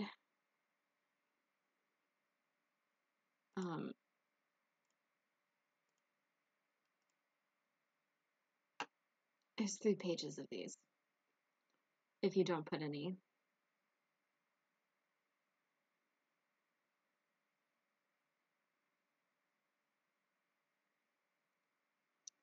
Wow. I feel like they are all explicit. Not all of them. They have a rating. So if it's like teen and up, then it's usually not explicit. Or like G, rated general, not explicit. M stands for mature, so it can have some stuff in it, but usually not a lot. Explicit is the sexy one. All right, that's what you're looking for usually. If you were one to read fan fiction. Not that I know anything about this. Anywho, moving along. M stands for mature. I thought it was for MILF. Let's look up Pump Daddy C. There are 0 results, so you could be the first Pump Daddy C on AO3 if you decided to post your writing here.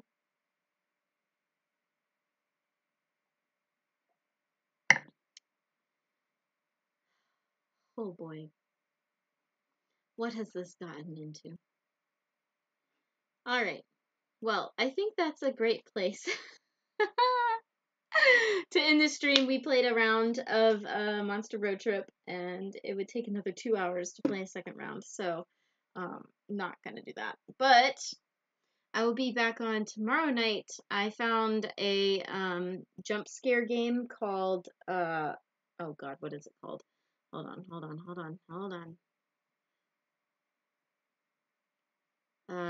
Zardy's Maze is supposed to be very jump scary. So I hope you'll join me tomorrow night. And you'll get to hear the screams of Cersei. I don't play a lot of horror games. And then Friday night is our last spooky movie Friday. We're gonna be watching Nightmare Before Christmas. So I hope you join. All right, let's find someone to raid.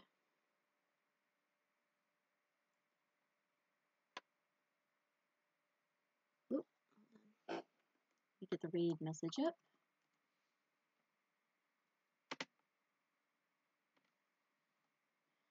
And let's see who's on.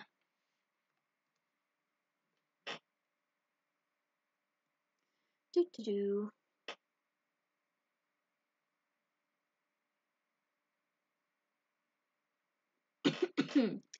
um. Oh, let's go see Lampy. He's doing some art.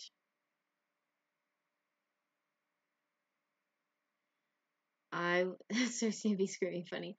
Yeah, I tried Alien Isolation one time and got a good couple of jump scares in there. I think there's a clip floating around where I did have like a scream, the big scream. But join tomorrow night for more big screams. And I will see you then. Good night, piggies.